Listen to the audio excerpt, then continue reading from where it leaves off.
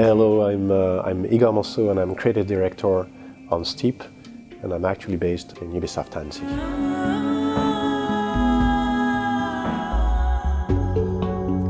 The vision for Steep was to bring something really new and really fresh to the market on a segment that has been forgotten for a long period of time. So first to refresh and renew that segment with something different. Why is it different? First, because it's an open world, and with the open world aspect comes all the escapism, the beauty of the mountain that we wanted to offer to our players, the ability to really explore and free roam in a very massive European terrain, mountain, just for you to have fun with. The second aspect was not only we came with a snowboard, but we wanted to let the player change the sports. It was playing, so anytime you want, you can switch from ski, snowboard, wingsuit or paraglide.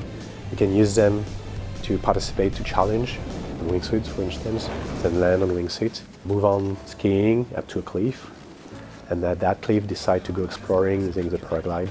That's definitely the kind of loop that we offer, and when you mix that with the open world, it really brings us a totally different experience from everything you've seen so far, where you can participate to challenges at some point, go for exploration at some other points, meet other players and go for a walk with them. We've seen that in Close Alpha, for instance. That kind of stuff I think is really different. The last key pillar is the sharing. The game is natively multiplayer, which basically means that when you do ride in the mountain, you will meet other players on the way with whom you can interact or just look at. You can decide to go in a competition loop with them, exploration loop, whatever you want. Benefiting from other player presence in the game is really important for us. You will potentially discover new places thanks to other players, for instance. The last aspect with that sharing pillar is the fact that anything you do in the game creates a trail, and that trail is something you can share. You can share it as a competition line, as a line that you can push to your friends so they can try and beat you. But you can also share, of course, the videos that you've created on the way, doing awesome tricks or awesome stunts, if that's your choice. So that's a key element. Open world, variety of sports you can choose from, and of course the sharing.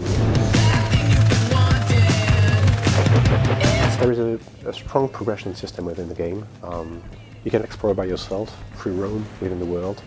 But of course, if you want to follow a progression system, there is your reputation that you have to grow as you play within the game. Your reputation will depend on your action within the game world, which challenges you decide to go and compete for, which invitational you decide to visit and participate to, or which mountain stories that you decide to play. Mountain story is more a narrative element within the game that allows you to discover the world or just live really cool and refreshing moments within the game world. Everything you do does contribute to your overall reputation and progression, and that's ultimately your goal within the game, to be as big as possible within the sport world. As we wanted the game to welcome different kinds of player, you can choose to progress following various axes. We have 6 playstyles for you to choose from at some point, and you can decide to go one way or the other. It's not exclusive, it's not because you progress as a freestyler that you don't progress as a free rider, but at some point it will reflect your choices with the game world and your actions, your performance also as a player, and you will really show off who you are within the community. The team is based in Annecy, and we do love mountain, and we do love most of the sports we can do in the mountain. And the chance we have being based in Annecy is not only we got a chance to go riding quite often, but also we got access to riders and also most of the major industry brands, for instance Salomon, GoPro, Red Bull, all those guys. We learned a lot from them, of course, based on their own experience. So that allowed us to push the authenticity of the game very easily, just being in their contact, learning from them, and letting them try the game also and getting them their feedback so that we can improve it. Most of the team members do ride, being snowboard or skiing. I do paraglide from time to time also. I actually made my girlfriend paragliding. The only activity that nobody within the team actually practiced is wingsuit, but pretty much all the rest we do on a weekly basis during winter. Based on the contact we had with the industry, we got a chance to do a totally new way of capturing motions to create animations. We couldn't do that outside, and classical studio for motion capture didn't work either, as you needed some very wide amplitude to capture the movements. So we went to gymnasium and we set up a huge trampoline. Trampolines are what are used by athletes to actually train. Some of the riders we worked with for the game told us that they were on trampoline more than 300 days a year.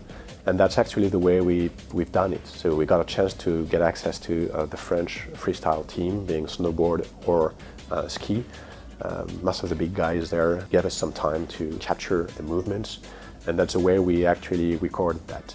One of the riders we worked with actually recognized one of the moves we have in the game based on the motion capture we took from an athlete. And he said, I think the guy who made that is whatever, and he was actually right.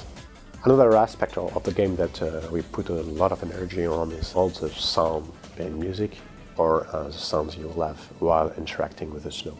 The opportunities we have to be close to the mountain during winter allowed us, last winter, to go and record team members while they were riding so that we can get the real sound. Not all the sounds were done that way. We also used the classical techniques where you use random objects to create sounds and amplify the feelings that we want to provide through the game. But our ability to get access to real sounds in the nature and then to mix it, to amplify it with more classical techniques, I think really provides something authentic while being spectacular at some point, which you haven't seen so far. You can hear pretty much everything from the sticks hitting each other, from the board moving, from the boots themselves being pushed further and so on. The other very important element is the music. Music, we think, is key in such a game. We've got two different kinds of music. We've got music that we've developed with Zicali, which is a French group in the French Alps. That music is dynamic, and it's actually there to go along with you when you do ride by yourself in the mountain. So if you are in a good mood, do ride well, the music will evolve to celebrate your progression as a rider within the mountain. And we think it does create something really cool where we are in a flow, riding and enjoying the moment very strongly.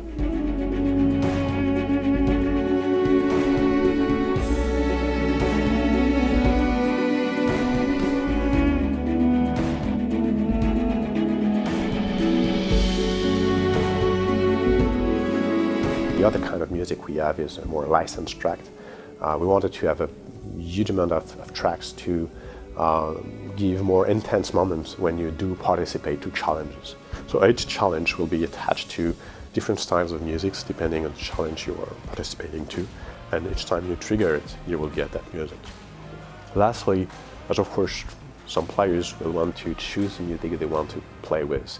You've got some playlists you can choose from, and they will be played as you play whatever kind of content you play within the game. Ubisoft Annecy is into multiplayer and live for a long time now, and we wanted Steep to be really a live-oriented game. So day one game will be only the beginning of hopefully a long story.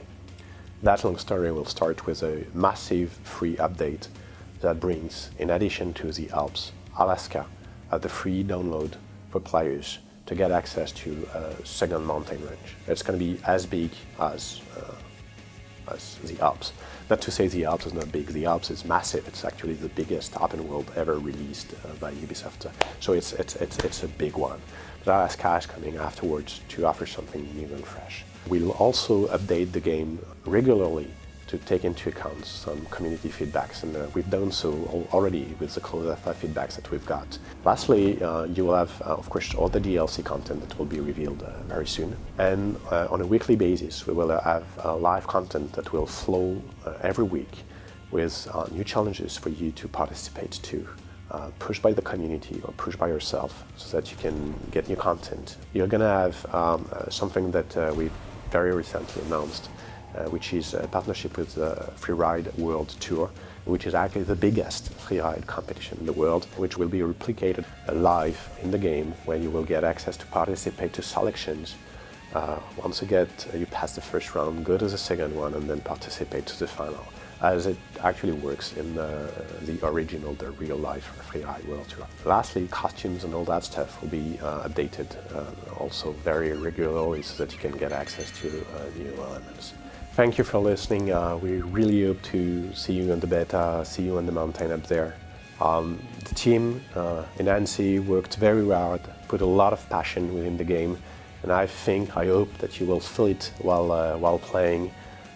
We love that game, and I hope you'll love it too.